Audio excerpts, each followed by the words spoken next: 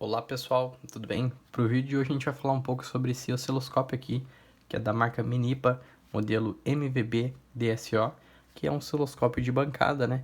Existem osciloscópios de portátil que parecem com os multímetros, mas eles não têm tantas opções assim, né? Como o modelo de bancada e a precisão que o modelo de bancada oferece, né? Você fazendo um unboxing, você vai se deparar com as duas pontas de prova, né? Ponta de prova padrão do osciloscópio, que ele tem um encaixe do tipo rápido, né? Que você encaixa e gira, aqui você está conectado. E a ponta de prova, onde você tem a escolha de vezes 1 ou vezes 10 vezes, né? A amostra que está sendo enviada para o osciloscópio, ela é do tipo que você puxa aqui, né? Você tem tipo um gancho que você consegue conectar mais facilmente nos componentes, e o aterramento, que é desse tipo de garra aqui. São duas pontas de prova que vem, né, no osciloscópio. Quando você fizer o unboxing, ele vem também essa chavinha de fenda, nada mais é do que uma chavinha de fenda, que você consegue fazer o ajuste, né. Na ponta de prova ele tem um espaço aqui onde você consegue colocar essa chavinha e fazer o ajuste, né, dessa ponta de prova. Já vou mostrar no osciloscópio ali quando estiver ligado. Ele acompanha também um cabo USB, né? Esse cabo USB serve para você fazer atualização. Ele é até 50 MHz, né? A frequência, mas você consegue atualizar via software. Ele tem o software atualizável. Com esse cabo e com o software você consegue atualizar para 75 até mesmo 100 MHz. Para isso ele acompanha esse CD, né? O CD está um pouco fora de moda hoje em dia, mas ele tem aqui o manual e o software. Não vem o manual em folhas, impresso, né? Ele vem em CD. Caso você queira também, você pode fazer o download pelo site da Minipa. Acompanha também esses anéis aqui, de outras cores, para caso você queira personalizar de uma cor diferente esse anel que vem, né? De uma maneira que fique mais fácil para você reconhecer uma ponteira da outra, né? Acompanha esses anéis, e a única folha que vem é esse pequeno guia rápido aqui, que comenta justamente aquilo que eu estava falando, né? Que é o primeiro ajuste que você tem que fazer com a ponta de prova e com aquela chavinha de fenda que vem no kit. Bom, vamos ligar o osciloscópio aqui para a gente ver. O único botão de ajuste de inicialização dele é somente aqui ligar e desligar, né? Ele liga muito rápido, né? Assim que você liga, ele aparece o logotipo da empresa, já está disponível para uso. Então, ele vem com, né, a tensão de entrada bivolt, ou seja, você pode conectar e ligar ele em 127 ou 220 sem problema algum. Então, o primeiro passo que você tem que fazer após inicializar o seu osciloscópio é conectar a sua primeira ponta de prova. Para isso é muito fácil, né? Você identificando aqui a maneira que você encaixa, conectando e girando essa trava, você já travou, né, a ponta de prova. Virar um pouco para o lado aqui. Bom, com a ponta de prova conectada, o osciloscópio ele precisa que seja calibrado essa ponta de prova. Para isso ele gera uma frequência de uma onda quadrada, onde que ele mesmo gera em 1 kHz, em 3 volts, né? Essa onda que ele gera. Para isso ele tem aqui um sinal onde que diz o aterramento, né? E aonde que gera a onda quadrada. Você conectando aqui, e a parte de medida do osciloscópio aqui em cima, ele já te dá uma onda. Normalmente essa onda ela vai estar bem, né? Aqui ele já estava em automático. Quando você aperta em automático, ele ajusta para você a melhor maneira que você consiga analisar, né, no osciloscópio. O osciloscópio ele é nada mais é do que um instrumento que te dá uma amostragem do que está acontecendo na ponta de prova, no teu circuito, em tensão pelo tempo. Ou seja, ele te dá uma amostra no tempo que está acontecendo com a tensão. Para isso, você consegue, antigamente eles não tinham, né, tantos recursos como tem os osciloscópios digitais de hoje em dia, mas antigamente eles conseguiam definir tudo pelos quadrículos, né? Existem esses quadrículos aqui pequenininhos aqui, onde que quando você define uma medida aqui, por exemplo, define 2 volts por divisão. Ou seja, quando eu mudo aqui, deixei para 1 volt. 1 volt significa, ajustando a posição aqui, eu consigo ajustar, né, para deixar mais preciso aqui possível, né. Então, ajustando para 1 volt por divisão, significa que cada divisão tem 1 volt, ou seja, 1, 2, 3 quadrículos, 3 volts. É realmente o que está dizendo aqui que ele gera, que é uma frequência de 1, né, kHz, que é 1000 vezes por segundo em 3 volts, né. Você clicando no automático em medidas aqui, ele te dá as medidas automáticas que ele mesmo faz. Então, uma tensão RMS, né, que seria a tensão eficaz desse ciclo, ele está me acusando 2,48 volts, que se você dividir a tensão de pico, os 3 volts por 1,41, que é a raiz de 2, né, você consegue a raiz média quadrada, que seria o RMS. Você tem 2,48, tensão de pico, né, que é comentado, que é o pico que chega a tensão. Isso é bom do osciloscópio, que ele consegue ver tensão de pico, RMS, frequências, período, ciclo de trabalho, né? Então ele te dá alguns valores aqui pré-selecionados. Você consegue ajustar esses valores aqui, né? Cada botão do lado corresponde a uma seção. Se eu quero alterar isso aqui, eu venho e escolho o que eu quero. Se eu quero definir a posição para tempo ou para tensão, eu vou em volt, digamos. Eu quero saber, próximo aqui, eu quero saber a pico a pico, né? Então eu ajustei aqui para pico 3,28. Uma coisa boa do osciloscópio também é que você consegue, né, modificar aqui para a melhor maneira de se visualizar. Você também tem a segunda entrada, onde você pode dividir na tela aqui. Eu quero metade da tela para um canal e o outro canal eu quero analisar aqui em cima e fazer a comparação de um sinal com o outro, né?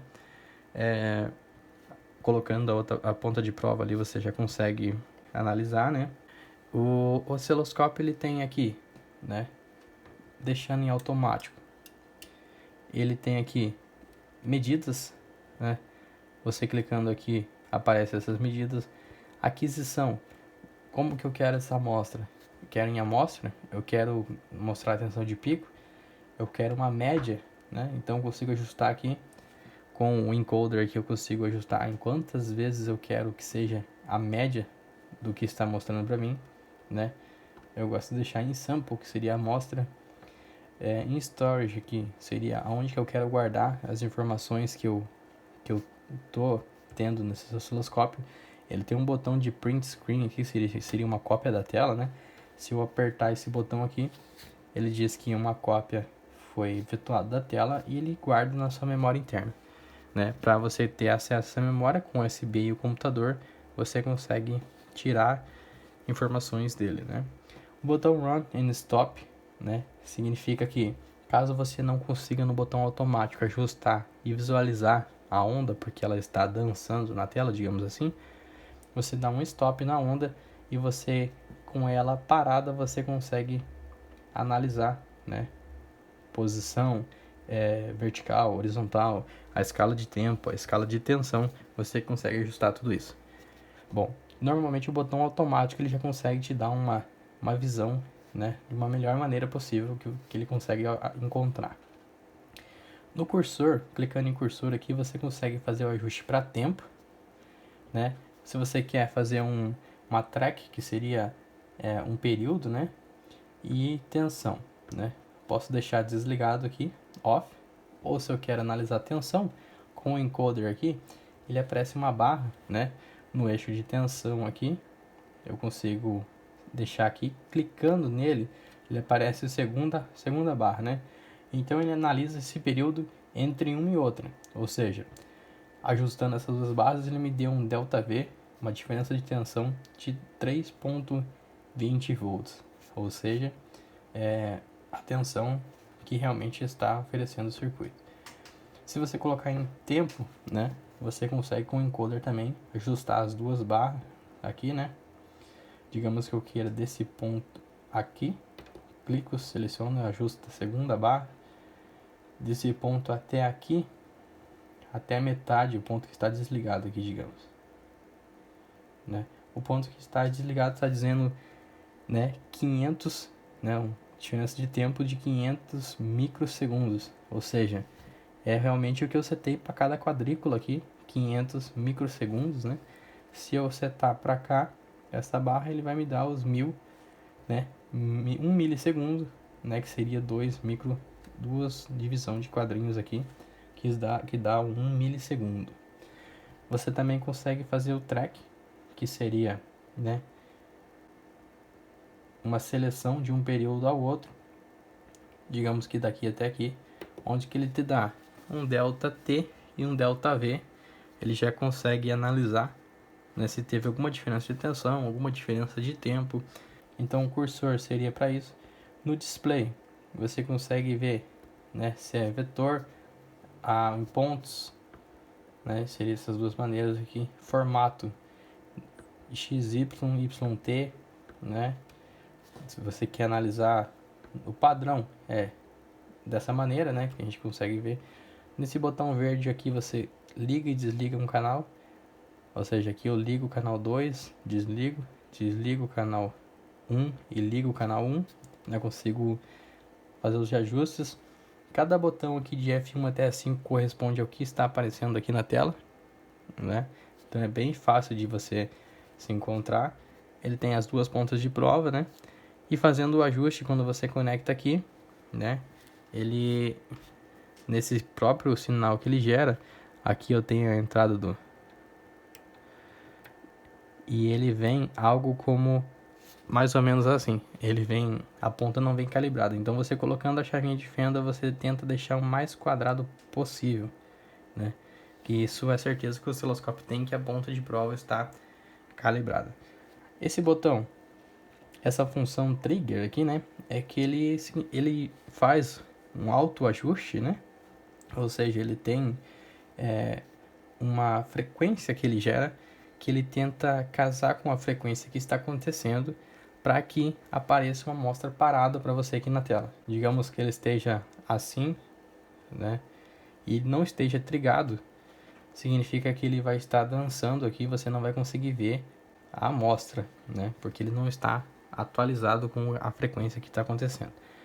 Bom, aqui tem outros botões, que seria o Set to Zero aqui, né, que é o botão que configura para 0. Existe essa linha mais grossa aqui, que é definida por padrão como 0, no eixo de tempo, no eixo de tensão, onde que define aqui o ponto médio, e aqui você pode ver que os quadradinhos do meio aqui são um pouco mais destacados que os outros, né. Bom, aqui ele tem uma amostra da frequência que está acontecendo, né, então a amostra está em 999 Hz, quase 1 kHz, né? Bem próximo a 1 kHz. E aqui também você tem ajustes de tensão, né? Volts por divisão. Então, aqui eu defino em 100, 200 volts por divisão, ou seja, cada cadinho tem 200 volts, 100, 100 volts, 50 volts, 20, 10 volts, 5, 2 volts por divisão e 1 volt por divisão. Definindo aqui para um eixo aqui que esteja reto aqui, né, 0, então ele está dizendo que é 1 volt por divisão, sendo que eu tenho 1, 2, 3 quadrinhos e mais um pouquinho, ou seja, 3 e pouquinho. Então você, nas medidas aqui, você consegue ver realmente é os 3.24 volts. Ele já te oferece essas medidas, né? Mas os osciloscópios antigamente, o analógico, não tinha todas essas funções, então teria que ser vista mesmo pelos quadrículos. Bom, a princípio a primeira coisa que você tem que fazer com o osciloscópio é esse ajuste aqui da ponta de prova, e a segunda coisa que você tem que fazer é não de maneira alguma tentar conectar na tomada da sua casa. Por quê? Porque o osciloscópio ele vem com um pino de aterramento, né? Os 3 pinos lá. O pino do meio é aterramento, e o pino do aterramento ele é conectado diretamente com essa ponta preta aqui. Ou seja, ele tem continuidade, né, dessa ponta preta para o aterramento da sua casa. Então, se porventura você conectar essa ponta preta na fase do seu circuito, seria a mesma coisa que você jampear, né, na sua tomada ali, colocar um grampo, alguma coisa assim. Só que Esse grampo seria seu osciloscópio, ou seja, você vai passar a corrente pelo seu osciloscópio e, consequentemente, você vai queimar ele. Existem maneiras mais seguras de se fazer isso, né? Ou seja, a maneira mais segura seria usar um trafo isolador de 1 para 1, né? Ou seja, 127 para 127 ou 220 para 220. Ou a segunda opção, que seria não utilizar o aterramento da sua casa. Literalmente, não cortar, mas não utilizar o pino de aterramento do seu osciloscópio. Até você ter certo domínio sobre o aparelho, você consegue passar para utilizar com um trafo. Que mesmo com o trafo, se você alguma coisa, você pode causar um curto e acabar queimando seu osciloscópio. A princípio, não utilizar o pino de aterramento seria o mais correto para quem está iniciando, mas não é o mais seguro pensando eletricamente. Bom, esse é um review simples. Eu espero que você tenha gostado desse review.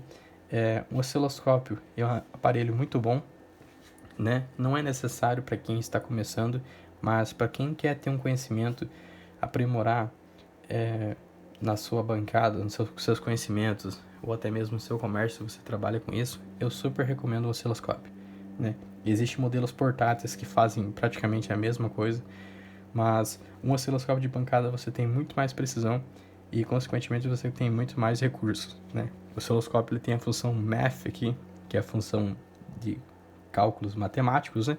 Onde que você, de uma ponta com a outra, você consegue subtrair, somar, dividir, fazer cálculos matemáticos com essas duas amostras que você tem.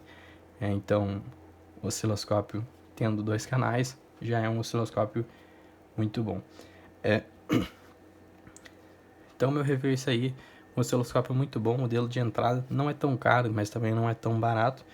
Em torno de R$ 1.800 o osciloscópio. Você consegue atualizar para até 100 MHz via software. Para quem é hobbyista ou precisa de um aparelho que está mais para o nível profissional, esse é o primeiro que eu avaliei como o melhor que tem no mercado. Existe osciloscópio muito mais caro, mas também não é tão necessário. A não ser que você trabalhe numa empresa e você precisa de muita precisão. Existem osciloscópios aí com bandas melhores e de uma maneira que você será mais bem atendido. Mas a princípio é isso aí. Espero que você tenha gostado. Se você gostou e tá a fim de comprar um, você não vai se arrepender. E é isso aí. Deixa um like e até um próximo vídeo.